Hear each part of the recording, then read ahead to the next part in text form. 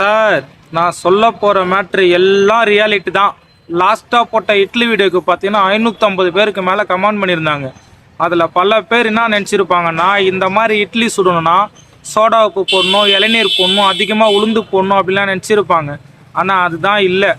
Reality என்னன்றதை இந்த வீடியோவில் சொல்கிறேன், கரெக்டாக புடிச்சிக்கோங்க. விஷயம் பெருசு, தப்பாக பண்ணிட்டீங்கன்னா ரிசல்ட் உங்களுக்கு வர்றது சிறுசு.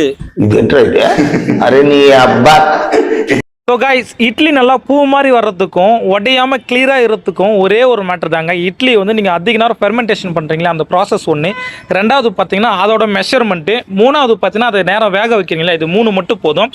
ஸோ அதுதான் எப்படி கிளியராக பண்ணலான்றதை இந்த வீடியோவில் பார்க்குறோம். எந்த ஒரு ஆர்டிஃபிஷியலும் இல்லை. ஸோ ஃபஸ்ட்டு எடுத்தோடனே இட்லி அரிசிலேருந்து ஆட் பண்ணலாம். நாம் வந்து பார்த்தீங்கன்னா ஆரஞ்சு அப்படின்ற ஒரு இட்லி அரிசி பிராண்ட் வந்து யூஸ் பண்ணிட்டு இருக்கோம்.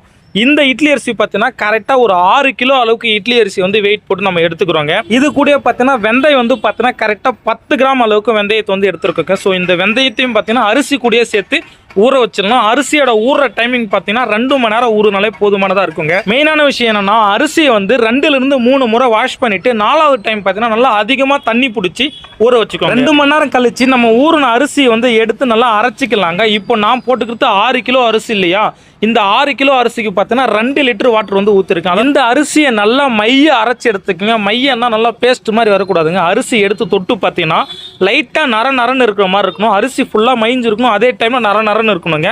ஸோ அந்த அளவுக்கு அரைச்சி எடுத்துக்கோங்க. இதில் 2 மெயினான விஷயம் இருக்குங்க. அரிசி கூடயே உளுந்து போட்டு அரைக்கவே அரைக்காதீங்க, ஃபர்ஸ்ட் பாயிண்ட். ரெண்டாவது பாயிண்ட் என்னன்னா, அரிசியை வந்து நீங்கள் அரைக்கிறீங்க இல்லையா, அரைச்சதை மிக்சியிலிருந்து ஃபுல்லாக எடுத்துட்டு மிக்சியை வாஷ் பண்ணணும். அரிசியோட மாவு கொஞ்சம் கூட மிக்சி உள்ளே இருக்கக்கூடாது. ஸோ ஒரே ஒரு கரெக்ஷனு, மிக்சி இல்லை கிரைண்டர். ஸோ கிரைண்டரை நீங்கள் வாஷ் பண்ணி நல்லா கிளியராக எடுத்துட்டு அதுக்கப்புறம் தான் உளுந்தை வந்து ஆட் பண்ணோம், ஓகேங்களா. இப்போ உளுந்து வந்து எடுத்துக்கிறோங்க. உளுந்தோட அளவு பார்த்தீங்கன்னா 1200 கிராம். அதாவது 1 கிலோக்கு பார்த்தீங்கன்னா நீங்கள் 1 கிலோ அரிசி எடுக்கிறீங்கன்னா அந்த அரிசிக்கு பார்த்தீங்கன்னா 200 கிராம் உளுந்து எடுக்கணும். நம்ம 6 கிலோ அரிசி எடுத்துருக்கிறோம் இல்லையா, அதனால் பார்த்தீங்கன்னா 1200 கிராம் அளவுக்கு பார்த்தீங்கன்னா உளுந்தை எடுத்து இதை வந்து கரெக்டாக ஒரு 1/2 அன் ஹவருக்கு வந்து ஊற வச்சு எடுத்துக்கலாங்க. 1/2 அன் ஹவரே பக்காவாக போதுமானதாக இருக்கும். 1 மணி நேரம் கழிச்சு நீங்கள் அந்த உளுந்தை எடுத்து உடச்சி பார்க்கும்போது அந்த உளுந்தை வந்து நசுங்கி உடையணுங்க. அப்படி உடஞ்சிச்சுன்னா உளுந்து வந்து நல்லா உங்களுக்கு தண்ணியில் ஊறி இருக்குன்னு அர்த்தம். அதிக நேரம் வேணாம், கரெக்டாக 1/2 மணி நேரம் போதுமானது. இட்லிக்கெலாம் இவ்வளோ பெரிய மேட்டராக எடுத்து சொல்கிறலாம் நினைக்காதீங்க. இங்கே பல பேர் பார்த்தீங்கன்னா சோத்துக்காக வாழ்கிறவங்க இருக்காங்க, நானும் அதில் ஒரு கேட்டகரி தான்.